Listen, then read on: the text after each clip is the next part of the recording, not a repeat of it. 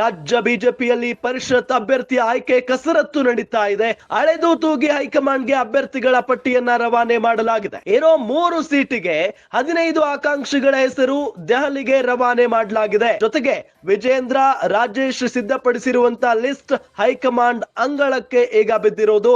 ಪಟ್ಟಿಯಲ್ಲಿ ಒಬಿಸಿ ಸಣ್ಣ ಜಾತಿಯವರಿಗೆ ಎಂಎಲ್ಸಿ ಪಟ್ಟ ಫಿಕ್ಸ್ ಅಂತ ಹೇಳಲಾಗ್ತಾ ಇದೆ. ವಿಧಾನಸಭೆಯಿಂದ ವಿಧಾನ ಪರಿಷತ್ತಿಗೆ ಚುನಾವಣೆ ನಡೀತಾ ಇರೋದು. 3 ಸ್ಥಾನಗಳಿಗೆ ರಾಜ್ಯ ಬಿಜೆಪಿಯಿಂದ 15 ಹೆಸರುಗಳನ್ನ ಹೈಕಮಾಂಡ್ಗೆ ಶಿಫಾರಸು ಮಾಡಲಾಗಿದೆ. ಪಟ್ಟಿಯಲ್ಲಿ ಎನ್ ರವಿಕುಮಾರ್, ಮಾರುತಿರಾವ್ ಮೂಳೆ, ಸಿ ಮಂಜುಳಾ, ಗೀತಾ ವಿವೇಕಾನಂದ್, ಲಿಂಗರಾಜ್ ಪಾಟೀಲ್, ನಳಿನ್ ಕುಮಾರ್ ಕಟೀಲ್ ಹೀಗೆ ಘಟಾನುಘಟಿಗಳ ಹೆಸರು ಕೂಡ ಇರೋದು.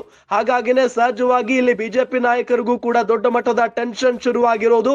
ಇರೋದು 3 ಸೀಟು, 15 ಜನ ಆಕಾಂಕ್ಷಿಗಳಿದ್ದಾರೆ. ಯಾರಿಗೆ ಮನೆ ಹಾಕಬೇಕು ಅನ್ನೋ ನಿಟ್ಟಿನಲ್ಲಿ ಬಿಜೆಪಿಯ ನಾಯಕರು ಈಗ ಚಿಂತೆಗೀಡಾಗಿದ್ದಾರೆ.